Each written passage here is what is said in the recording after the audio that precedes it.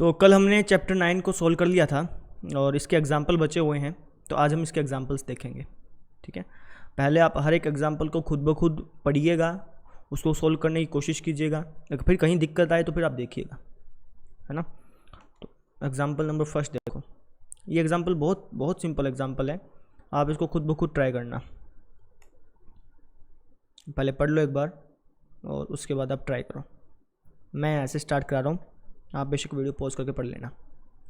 कह रखा है कि धरती पर एक मीनार ऊर्ध्वाधर खड़ी है। ठीक है, एक मीनार है, मान लो ये मीनार है ए बी। ऊर्ध्वाधर का मतलब बिल्कुल ऐसे सीधी खड़ी है। ठीक है, धरती के एक बिंदु से जो मीनार के पाद बिंदु से 15 मीटर दूर है, मीनार के शिखर का उन्नयन कोण 60 डिग्री है। धरती पर कोई एक पॉइंट है, मान लो ये पॉइंट है सी। अब ये पॉइंट इस मीनार से 15 मीटर की दूरी पर है और इस पॉइंट से मीनार के शिखर का उन्नयन कोण बना है 60 डिग्री का। अब ये समझो, एक पॉइंट है धरती पर जो मीनार से 15 मीटर दूर है और इस पॉइंट से मीनार के शिखर का उन्नयन कोण बना है 60 डिग्री का। आपको मीनार की ऊंचाई ज्ञात करनी है, कर सकते हैं, कोई दिक्कत नहीं है। आधार आपको दिया हुआ है, लंब आपको निकालना है, तो लंब बटा आधार लिखेंगे, सोल्व करेंगे और आ जाएगा हमारा आंसर, है ना। कैसे करेंगे, हम लिखेंगे त्रिभुज ए बी सी में लंब हमें निकालना है और आधार हमें दे रखा है। लंब बटा आधार होता है टेंजेंट, एंगल है 60 डिग्री का। लंब कितना है, लंब है ए बी बटे में आधार है 15 मीटर बराबर टेंजेंट 60 डिग्री। टेंजेंट 60 डिग्री पर वैल्यू कितनी होती है, ये होती है √3, है ना। तो 15 मीटर भाग में है, इस तरफ ले जाओ, गुणा में हो जाएगी, यानी ए बी आ गया आपका 15√3 मीटर। बस इतना ही करना था आपने। अगर क्वेश्चन में √3 की वैल्यू दी होती ना, ये कहा होता कि √3 की वैल्यू इतनी रख के इसको आगे सोल्व करो, तब हम आगे भी सोल्व करते। अभी कह नहीं रखी तो इतना ही छोड़ देंगे। हाँ, लास्ट में लिख देना, अतः मीनार की ऊंचाई 15√3 मीटर है। इस तरीके से आपने सोल्व करना था। ठीक, अगला क्वेश्चन देखते हैं।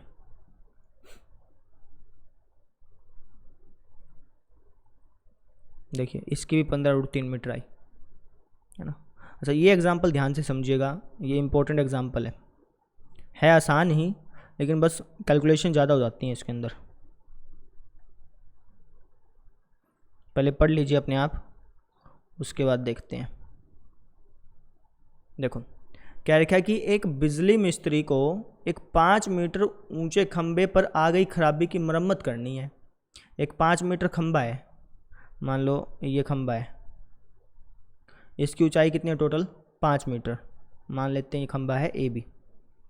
ठीक है, मरम्मत का काम करने के लिए उसे खंबे के शिखर से 1.3 मीटर नीचे एक बिंदु तक पहुंचना है। वापस समझो, ये पूरा खंबा तो है 5 मीटर का,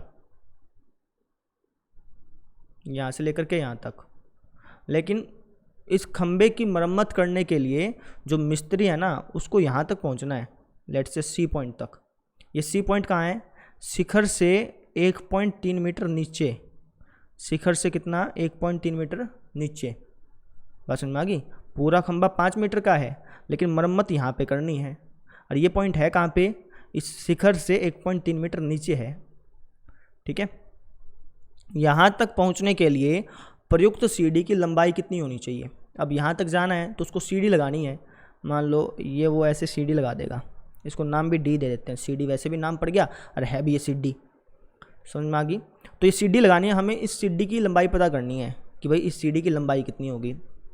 और उसने कहा कि 37 से 60 डिग्री के कोण से झुकाने पर वह अपेक्षित स्थिति तक पहुंच जाए, यानी ये सीढ़ी धरती से 60 डिग्री के कोण पे झुकी होगी और हमें इस सीढ़ी की लंबाई पता करनी है। यह भी बताइए कि खंबे का पाद बिंदु कितनी दूरी पर सीढ़ी के पाद बिंदु से होना चाहिए। खंबे का पाद बिंदु यहाँ से लेकर के सीढ़ी के पाद बिंदु, इन दोनों पॉइंट्स के बीच की दूरी भी बतानी है। वापस समझो, एक खंबा है 5 मीटर का, ये पूरा ए बी, कितने मीटर का है? 5 मीटर का। खराबी आई है यहाँ पे, मिस्त्री को यहाँ पे जाके ठीक करना है, ठीक है। अब उसने पूछा कि यार कितनी बड़ी सीढ़ी लेके आऊँ कि मैं यहाँ पे पहुँच जाऊँ आराम से, और धरती के साथ कौन बनेगा? 60 डिग्री का। एक तो हमें सीढ़ी की लंबाई पता करनी है, और एक हमें ये पता करना है कि खंबे के पद बिंदु से इस सीढ़ी के पद बिंदु के बीच में दूरी कितनी है, ठीक है। अब किस तरीके से पता करेंगे? तो एक चीज़ समझो, ये पूरा पूरा 5 मीटर है, इतना 1.3 मीटर है, तो इतना कितना बच गया? ये बच गया हमारा 5 मीटर में से 1.3 मीटर घटा देंगे। जब घटाओगे तो आपका आएगा 3.7 मीटर। कैसे घटाना है वो भी समझ लो। 5 मीटर में से 1.3 मीटर घटाना है ना, 5 को क्या लिख सकते हो? 5.0 लिख दें, कोई दिक्कत नहीं है। और ये क्या है? 1.3 फिर घटा दो, 0 में से 3 तो जाएगा नहीं, हाथ से लिया 10, 10 में से 3 गया 7, यहाँ पे क्या आ गया? 4, 4 में से 1 गया 3, तो ये आ गया आपका 3.7 मीटर ना। अब ये क्यों निकाला? इसका रीज़न है, देखो हमें लंब पता चल गया, लंब कितना है? 3.7 मीटर। हम आसानी से बाकी भुजाएं निकाल सकते हैं। लंब पता चल गया, आधार निकाल लेंगे, ये भी चाहिए ना हमें, और लंब पता चल गया, कर्ण निकाल लेंगे। सीडी भी चाहिए और ये भी चाहिए, तो दोनों निकल जाएंगे आराम से। कंसेप्शन में आ गया? बस निकालते हैं फिर इसको। अच्छा, इस क्वेश्चन को मैं मिटा रहा हूँ क्योंकि अपनी जगह बचेगी, अपन यहाँ पे क्वेश्चन लिख पाएंगे।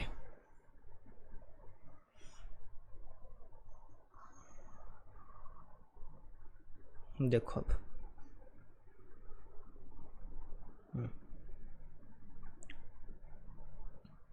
सबसे पहले आपको लिखना पड़ेगा कि ये AC की लेंथ I कहाँ से है, ठीक है। आप लिखोगे यहाँ AC बराबर, AC की लेंथ कैसे निकाल ली है? 5 मीटर में से ये घटाया है ना, 5 मीटर माइनस 1.3 मीटर, तब हमारी AC की लेंथ कितनी आ गई? ये आ गई 3.7 मीटर, ठीक है। अब आप लेंगे त्रिभुज, त्रिभुज ACD में लंब दिया हुआ है और आधार निकालना है। ऐसे ही इसी त्रिभुज में सेम टू सेम त्रिभुज ACD में हमें क्या करना है? लंब दिया हुआ है हमें और कर्ण भी निकालना है, दोनों चीज़ें निकालनी है। हमें आधार भी निकालना है और कर्ण भी निकालना है। पहले आधार निकाल लेते हैं, उसके बाद कर्ण निकाल लेंगे। तो लंब बटा आधार क्या होता है? टेंजेंट होता है। कितने डिग्री है? 60 डिग्री। लंब कितना? 3.7 मीटर। और आधार है AD बराबर टेंजेंट 60 डिग्री पर कितना होता है? टेंजेंट 60 डिग्री पर होता है √3, है ना। इसको बटे में √3 बटा 1 लिख दो। क्रॉस मल्टीप्लाई करते थे, 3.7 मीटर की 1 से गुणा करोगे तो 3.7 मीटर बराबर AD की √3 से करोगे तो AD √3।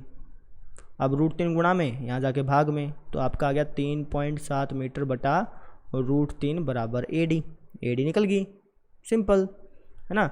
लेकिन क्वेश्चन में क्या लिखा है कि √3 की वैल्यू रख के इसको और भी सोल्व करो, ठीक है। तो इसको आगे भी सोल्व करना पड़ेगा √3 की वैल्यू रख के, लेकिन उससे पहले मैं एक काम करता हूँ, पहले ये निकाल लेता हूँ, फिर इकट्ठा सोल्व कर लेंगे आगे। तो मुझे क्या निकालना है? अब मेरे पास लंब है और मुझे कर्ण भी निकालना है ना। बेशक आधार भी आ चुका है हमारे पास, वैसे आधार बटा कर्ण भी कर सकते हो, लेकिन चलो लंब बटा कर्ण कर दिया। लंब बटा कर्ण क्या होता है? साइन होता है। एंगल कितना है? 60 डिग्री का। लंब है भैया 3.7 मीटर, और कर्ण तो पता नहीं है, वो तो निकालना है। बराबर साइन 60 डिग्री पर वैल्यू कितनी होती है? ये होती है हमारे पास √3 बटा 2। क्रॉस मल्टीप्लाई कर लो, 3.7 मीटर की 2 से करोगे तो आपका आएगा 7.4 मीटर बराबर CD की √3 से करो तो क्या आएगा? CD √3 गुणा में यहाँ जाके भाग में, तो ये आ गया 7.4 मीटर बटा √3 बराबर CD। हमारी CD की लेंथ भी आ गई और AD की भी लेंथ भी आ गई, लेकिन इसको थोड़ा सा और सोल्व करना है। क्यों? क्योंकि भैया क्वेश्चन में अगर आप देखोगे तो लिखा हुआ है कि √3 को आप 1.73 ले सकते हैं, यानी इसको आपको पूरा सोल्व कर लेना है ना। वैसे तो है ना, इसको पूरा सोल्व करने की जरूरत नहीं है, आप यहाँ तक चाहें तो यहाँ तक भी छोड़ सकते हैं, लेकिन थोड़ा सा फिर हल्का परमेयीकरण कर देना, है ना। लेकिन क्वेश्चन में क्या लिखा है कि भाई आगे सोल्व करो, तो हम आगे भी सोल्व कर लेते हैं, कोई दिक्कत नहीं। इतना नोट कर लो एक बार, ठीक है। आगे देखें, देखो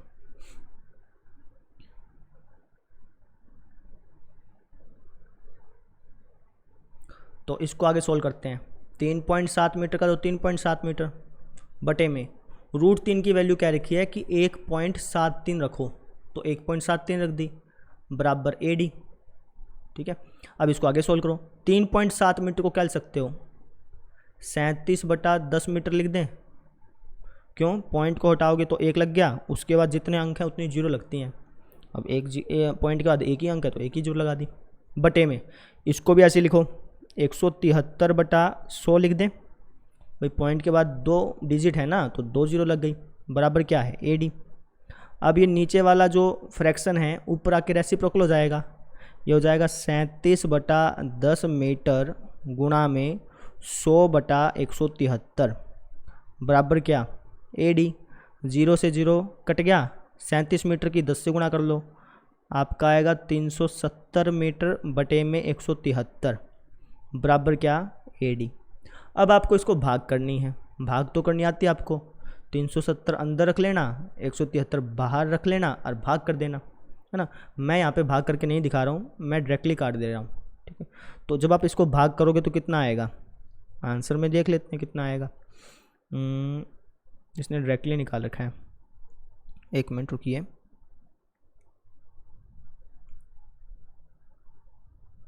चलो कैलकुलेटर से भाग कर लेता हूँ, वैसे चाहें तो आप डायरेक्टली भी कर सकते हैं, मैं कैलकुलेटर का यूज़ कर रहा हूँ क्योंकि सभी क्वेश्चन कराने हैं ना। तो मुझे भाग करने 370 को 173 से, मेरा आएगा 2.138। ठीक है, 2.138 मीटर बराबर क्या आ गया AD। अब ये आंसर है ना अप्रोक्सीमेटली है, क्योंकि ये आगे भी चलता जा रहा था, है ना, तो इसलिए आप इसको अप्रोक्स लिख देना ऐसे करके, अप्रोक्स। भाई ये हमारा जो आंसर है ना ये लगभग आया है, कर लेंगे। हमने कुछ नहीं किया, यहाँ पर √3 की वैल्यू को रखा, इसको और फर्दर सोल्व करते करते हमने प्रॉपरली इसका आंसर निकाल दिया।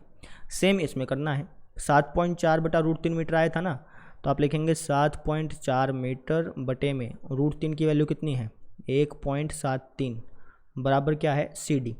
अब इसको क्या लिख सकते हैं 74/10 मीटर, इसको 173/100 बराबर क्या है CD। अब नीचे वाला फ्रैक्शन ऊपर आके रेसिप्रोकल हो जाएगा, ये हो जाएगा 74/10 गुणा में 100/173 बराबर क्या CD। 0 से 0 कट गया, 74 की 10 से गुणा करेंगे तो 740 बटे में 173 बराबर क्या आएगा CD आएगा। इसको भी भाग कर लेते हैं,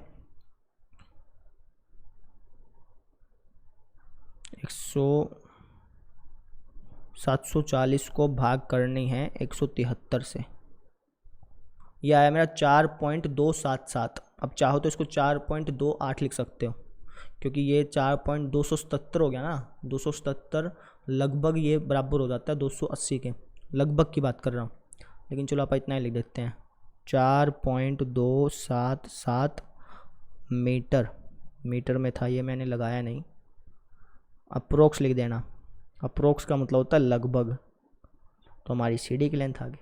इस तरीके से हमने AD की लेंथ निकाल ली और CD की लेंथ निकाल ली, मतलब इस मिस्त्री को इतने मीटर की CD चाहिएगी, और जो CD का पाँव है, CD का पाँव इस खंबे के पाँव से कितने मीटर दूर होगा, इतने मीटर दूर होगा, तभी तो यहाँ पे कौन बन पाएगा 60 का।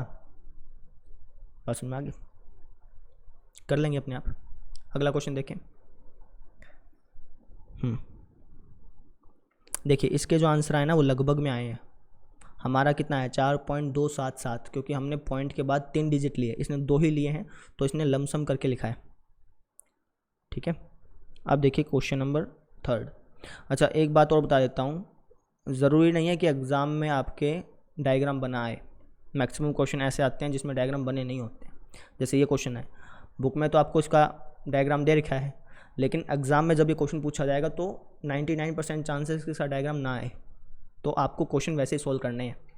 ठीक है, जैसे ये क्वेश्चन है, क्या लिखा है कि 1.5 मीटर लंबा एक प्रेक्षक एक चिमनी से 28.5 मीटर की दूरी पर है। प्रेक्षक का मतलब होता है जो किसी वस्तु को देखता है, जैसे आप मुझे देख रहे हो, वीडियो देख रहे हो, तो आप प्रेक्षक हो, है ना। तो मान लेते हैं कोई लड़का है, ठीक है, प्रेक्षक कोई भी हो सकता था, लड़का हो लड़की हो। हमने मान लिया कोई लड़का है जो कि 1.5 मीटर लंबा है और वो एक चिमनी से 28.5 मीटर की दूरी पर है। जैसे मान लो ये लड़का है ए बी, कितने मीटर लंबा है, 1.5 मीटर। और ये लड़का एक चिमनी से, मान लेते हैं ये चिमनी है सी डी, ये लड़का इस चिमनी से कितने मीटर दूर है, 28.5 मीटर दूर है। अब चाहे आप यहाँ से लेकर यहाँ तक दूरी नाप लो या फिर यहाँ से लेकर यहाँ तक दूरी नाप लो, रहेगी तो सेम ना, इसलिए ये भी 28.5 मीटर होगी। सिंपल सी बात है, इसके पाँव से लेकर के इसके पाँव तक की दूरी या फिर इसकी आंखों से लेकर के इस चिमनी की दूरी रहनी तो सेम ही है। तो ये भी 28.5 मीटर, ये भी 28.5 मीटर। अच्छा, इसने कहा कि उसकी आंखों से चिमनी के शिखर का उन्नयन कोण 45 डिग्री है। इसकी आंखों से चिमनी के शिखर का उन्नयन कोण यहाँ बनेगा, है ना। कहाँ बनता है कोण, दृष्टि रेखा और क्षैतिज रेखा के बीच में, इसलिए वैसे भी ये रेखा बनानी थी, हमने पहले बना दी थी। ये कोण कितना का है, 45 डिग्री का। आपको चिमनी की ऊंचाई ज्ञात करनी है, हमें इस पूरी चिमनी की ऊंचाई ज्ञात करनी है। वापस मान लो 1.5 मीटर एक लड़का है, एक चिमनी को देख रहा है, उन्नयन कोण बन रहा है 45 डिग्री का, और हमें क्या करना है, इस पूरी चिमनी की ऊंचाई पता करनी है। कैसे करेंगे वो समझो। देखो ये 1.5 मीटर है, तो ये लड़का अगर यहाँ पे चला जाए तब भी तो 1.5 मीटर ही होगा भाई। ये जो डिस्टेंस, ये जो लेंथ है CE, ये भी तो 1.5 मीटर ही पाएगी ना, समझ में आया। ये 1.5 मीटर है तो ये भी 1.5 मीटर हो गया। अब कमी किसकी रहेगी, इस DE की कमी रहेगी। अगर मुझे कैसे ना कैसे करके इस DE का पता चल जाए तो मैं DE में इसी जोड़ करके इस पूरी चिमनी की ऊंचाई पता कर सकता हूँ। लॉजिक समझ रहे हो। ये 1.5 मीटर है तो ये भी 1.5 मीटर होगा। कमी किसकी रहेगी, DE की। अगर मुझे DE मालूम चल जाए तो मैं क्या कर सकता हूँ, DE में EC को जोड़ करके इस पूरी चिमनी की ऊंचाई पता कर सकता हूँ। अब एक काम आप ये कर सकते हो कि DE को x मान सकते हो, या फिर बिना x मानने भी इसको सोल्व कर लो, आंसर आपका निकल जाएगा। कैसे करना वो देखो।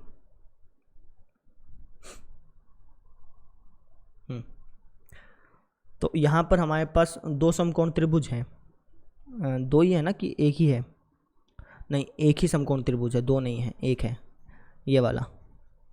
तो इसमें हम क्या करेंगे, हमें आधार दिया हुआ है, हम लंब निकाल लेंगे, निकाल सकते हैं कोई दिक्कत नहीं है।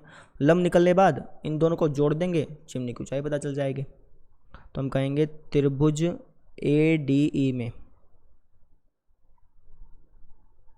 क्या करना है, लंब निकालना है। क्या दिया हुआ है, आधार दिया हुआ है। लंब बटा आधार क्या होता है, टेंजेंट कितने डिग्री, 45 डिग्री। लंब कितना है DE, और आधार है 28.5 मीटर, बराबर टेंजेंट 45 डिग्री पर 1 होता है। अब 28.5 मीटर भाग में है, यहाँ ले जाओ गुणा हो जाएगी, तो DE की लेंथ कितनी आ गई, 28.5 मीटर। ये आ गई आपकी DE की लेंथ, है ना। DE हमने निकाल लिया, EC जोड़ करके हम इस चिमनी की ऊंचाई बता देते हैं। कैसे लिखेंगे, तो चिमनी की ऊंचाई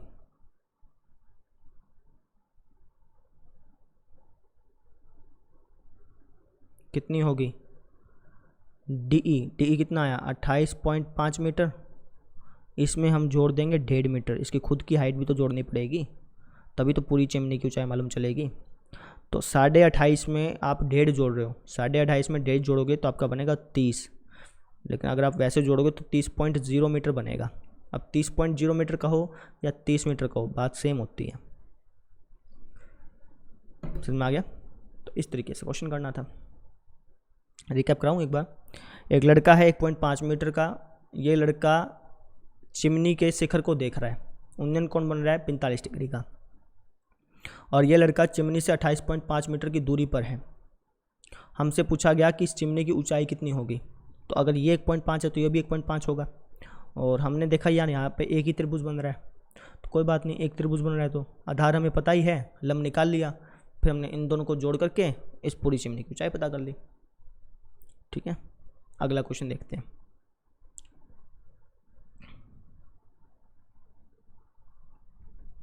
ये अच्छा क्वेश्चन है। अब मैं वापस बता देता हूँ, ऐसा ज़रूरी नहीं है कि एग्ज़ाम में आपको पिक्चर दी जाए, ठीक है। तो अब बिना डायग्राम के खुद ब खुद सोल्व करने की कोशिश करना। जैसे ये आपका क्वेश्चन है, इसको देखिए क्या क्या लिखा है कि भूमि के एक बिंदु P से, भूमि पर कोई एक पॉइंट है P, वहाँ से 10 मीटर ऊंचे भवन के शिखर का उन्नयन कोण 30 डिग्री है। मान लो ये पॉइंट है P, इस P पॉइंट से 10 मीटर ऊंचे, मान लेते हैं कि ये 10 मीटर ऊंचा कोई भवन है, ए भी हमारे पास कोई भवन है, कितने मीटर ऊंचा है? 10 मीटर। तो इस P पॉइंट से इस भवन के शिखर का उन्नयन कोण ये बन रहा है 30 डिग्री। ठीक है, आगे भवन के शिखर पर एक ध्वज लहराया गया। इस भवन के शिखर पर एक ध्वज लहरा दिया, झंडा लहरा दिया। मान लो कि ये ध्वज लहरा रखा है, इसका मैं नाम देता हूँ AC। ये तो ये पॉइंट था ही, C इसका नाम दे दिया। और P से ध्वज के शिखर का उन्नयन कोण 45 डिग्री है। इस पॉइंट P से इस ध्वज के शिखर का, थोड़ा सा साफ बनाएंगे,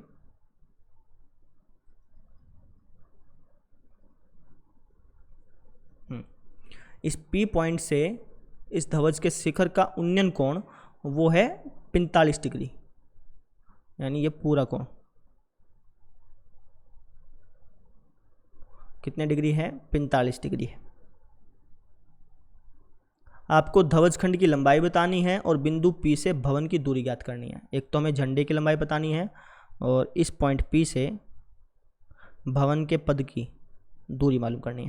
यानी एक तो हमें ये मालूम करना है भैया, और एक हमें ये मालूम करना है। ठीक है, वापस समझो, P पॉइंट से भवन के शिखर का उन्नयन कोण 30 डिग्री, P पॉइंट से ध्वज के शिखर का उन्नयन कोण 45 डिग्री। आपको ध्वज की लंबाई पता करनी है और इस पॉइंट से इस पॉइंट तक की दूरी मालूम करनी है। कैसे करेंगे? अब देखिए इस क्वेश्चन में तो दो त्रिभुज बन रहे हैं। एक तो बन रहा है ये वाला, समकोण त्रिभुज की बात कर रहा हूँ, है ना, और दूसरा आपको पता ही है, दूसरा कौन सा बन रहा है? ये वाला त्रिभुज।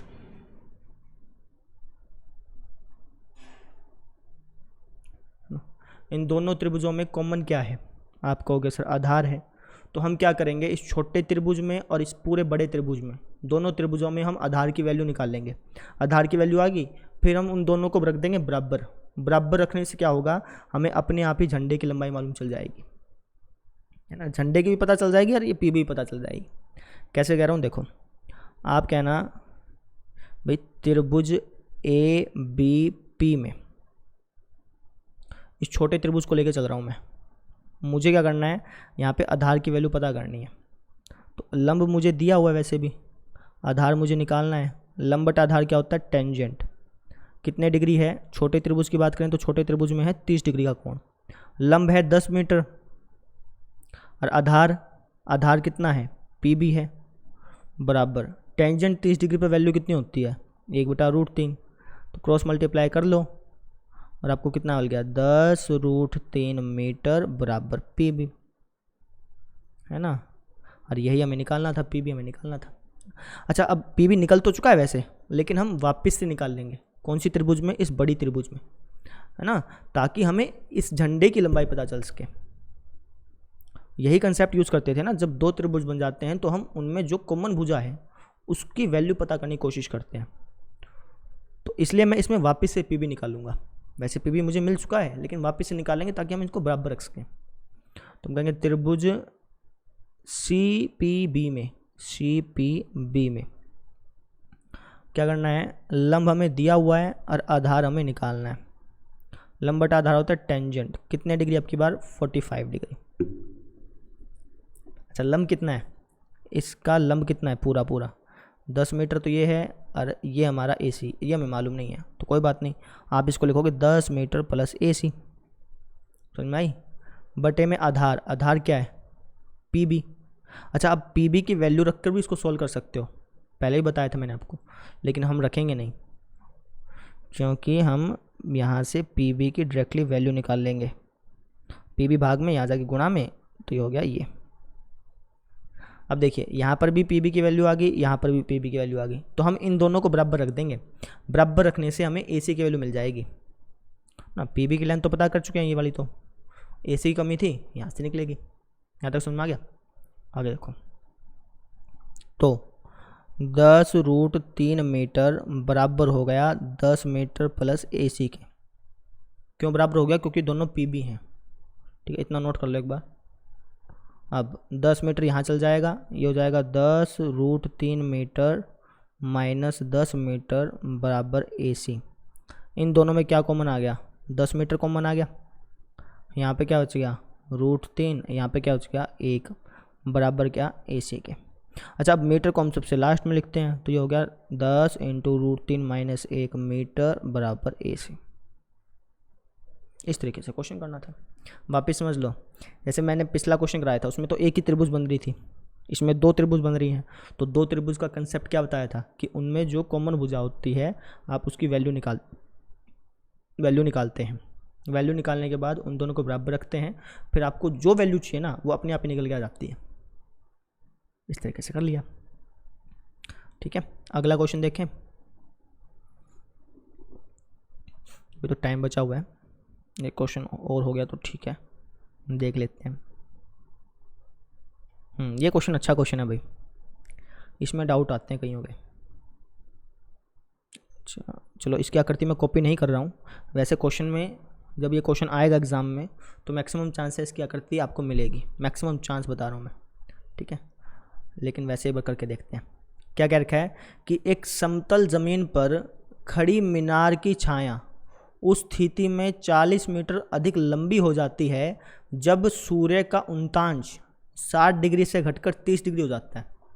आप देखो ध्यान से, एक समतल ज़मीन पर खड़ी मीनार, एक मीनार है, तो इस आकृति को ध्यान से समझना। मान लो ये एक मीनार है, टावर है एक ये,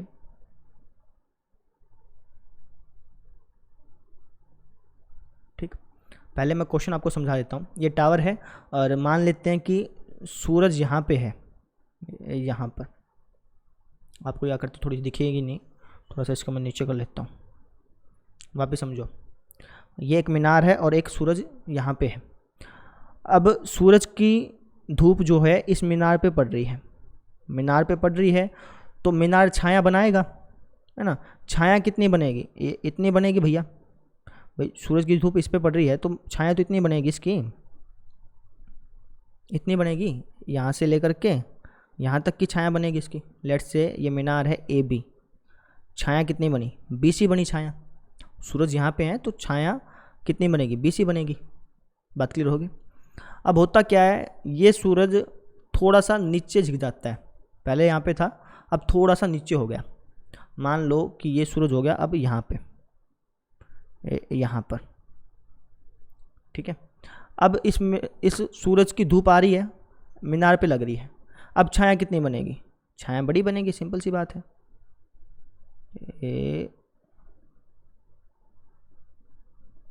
छाया बनेगी इतनी, यहाँ से लेकर के D पॉइंट से लेकर के ये पूरी की पूरी इतनी बड़ी छाया बनेगी। पहले छाया कितनी बन रही थी? इस C पॉइंट से लेकर के B पॉइंट तक। अब छाया कितनी बन रही है? D पॉइंट से लेकर के B पॉइंट तक। सुन भाई, यहाँ से लेकर के पूरा यहाँ तक, ठीक। अब क्वेश्चन पढ़ो। क्वेश्चन में क्या रखा है कि एक समतल जमीन पर खड़ी मीनार की छाया उस स्थिति में 40 मीटर अधिक हो जाती है जब सूर्य का उल्टांश, उल्टांश का मतलब समझो, उल्टांश का मतलब है ये वाला कोण, यहाँ से लेकर के यहाँ तक वाला कोण। ध्यान से समझना, मैं थोड़ा सा इसको ज़्यादा डीप करा रहा हूँ। उल्टांश का मतलब होता है यहाँ से लेकर के यहाँ तक कोण जो बन रहा है, ठीक है। मीनार का सूरज से जो कोण बन रहा है ना उसे हम कहते हैं उल्टांश, ठीक है। आप ये मत समझिएगा कि धरती का जो सूरज से कोण बन रहा है, नहीं, वो तो उन्नयन कोण है।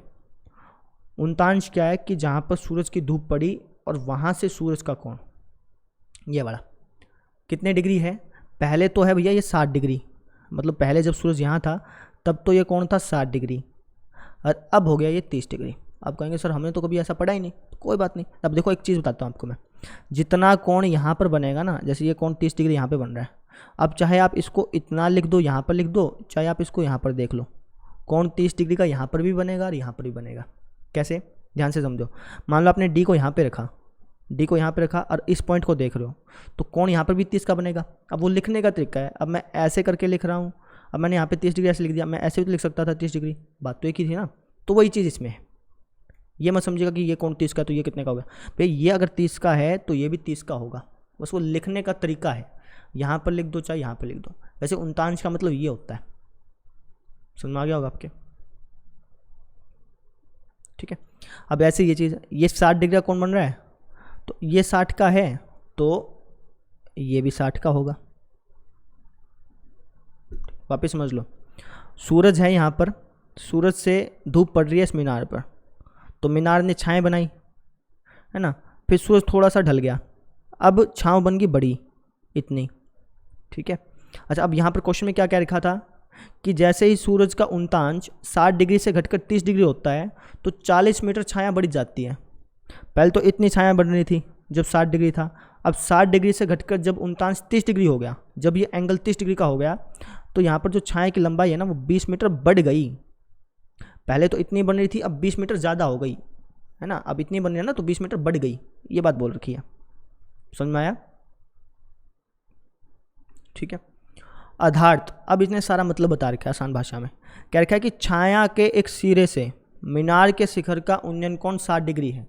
छाया का एक सिरे से मीनार के शिखर का उन्नयन कोण यह है 60 डिग्री, और डीबी छाया की लंबाई है। डीबी जो है ना वो छाया की लंबाई पूरी की पूरी बताया मैंने आपको, है ना, जबकि उन्नयन कोण 30 डिग्री है, और ये जो उन्नयन कोण है यह है 30 डिग्री का।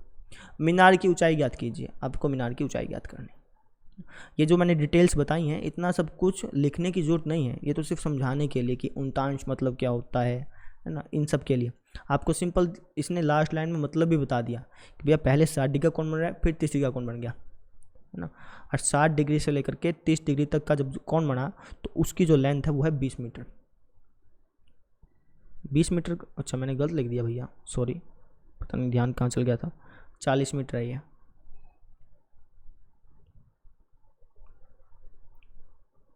यहाँ अब तो बात समझ में आ गई होगी। आपको मीनार की ऊंचाई पता करनी है, यानी आपने ए बी निकालना है। कैसे निकालेंगे वो देखिए, दो त्रिभुज बन रही हैं, एक तो बन रही है ये वाली त्रिभुज, ये वाली त्रिभुज, दूसरी कौन सी बन रही है, दूसरी बन रही है आपकी ये वाली त्रिभुज,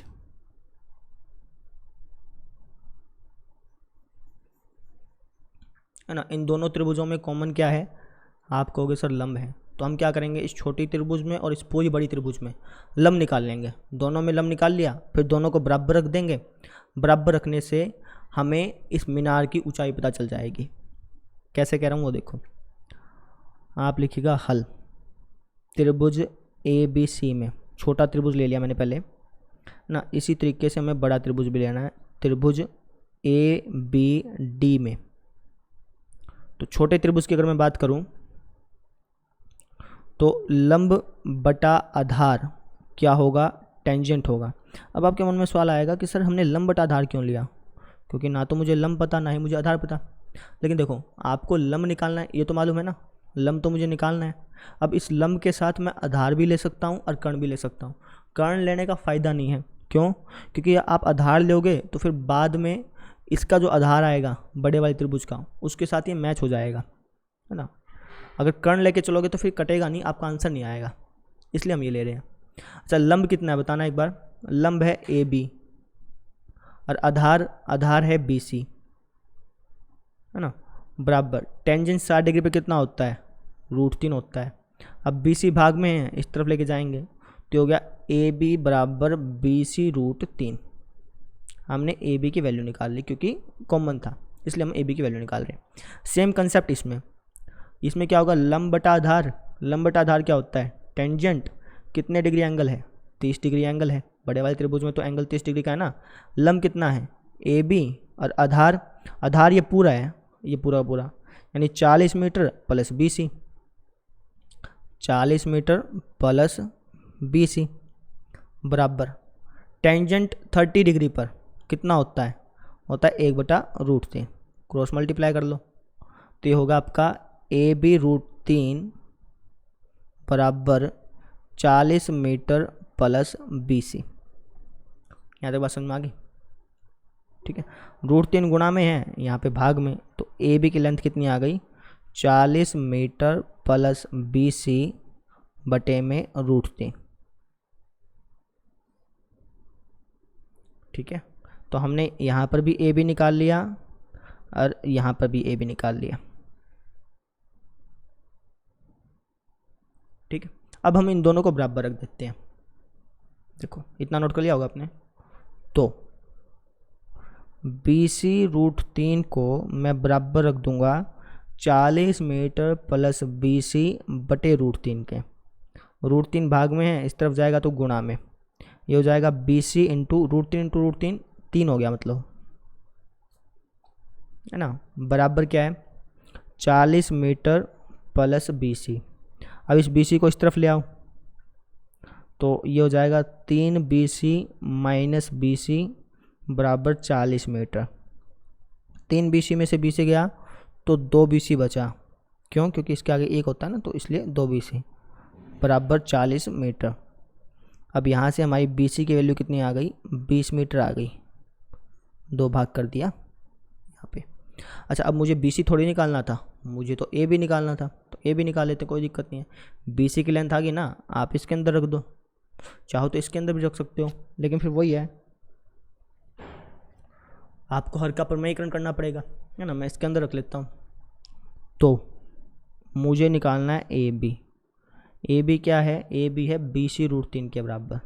BC की वैल्यू आ चुकी है मेरी 20, तो ये हो गया 20√3 मीटर। समझ में आया, BC√3 है ना, BC की वैल्यू आ चुकी है, इसलिए मैंने रख दी। तो इस तरीके से मैंने मीनार की ऊंचाई पता कर ली। ठीक है, अच्छा मुझे लगता है कि मैंने पिछले क्वेश्चन में पूरा कंप्लीट नहीं कराया होगा, देख लेता हूँ। हाँ, पिछले क्वेश्चन में √3 की वैल्यू रखनी थी, मैंने रखी नहीं थी। कोई बात नहीं, ज़्यादा मुश्किल तो था नहीं, आप रख लेते √3 की वैल्यू, ठीक है ना, आसानी से आपको मिल जाती। 10 से गुणा करनी थी ना, तो उसमें दिक्कत नहीं आती, कर लेंगे, इतना तो आप कर सकते हैं। क्वेश्चन समझ में आ गया। अच्छा जी, 2 क्वेश्चन बच गए हमारे पास, क्वेश्चन नंबर 6 और क्वेश्चन नंबर 7। इनको मैं बाद में करा दूँगा, अभी तो थोड़ा सा ज़्यादा हो जाएंगे। ये क्वेश्चन मैं आपको बाद में करा दूँगा, या तो कल वीडियो आ जाएगी, कल या तो मॉर्निंग में आएगी, या कल शाम तक मैं इसको करा दूँगा और आपको वीडियो दे दूँगा। ठीक है, सो बस आज इतना ही करते हैं। 5 एग्जाम्पल आपको कराए हैं, ये 5 एग्जाम्पल एक बार अगर आपने फेयर कॉपी लगा रखी है तो उस पर कर लीजिएगा, और नहीं लगा रखी है तो आप इसको एक बार रफ में निकाल लीजिएगा। ये एग्जाम्पल इम्पोर्टेंट हैं। ठीक है, सो थैंक यू।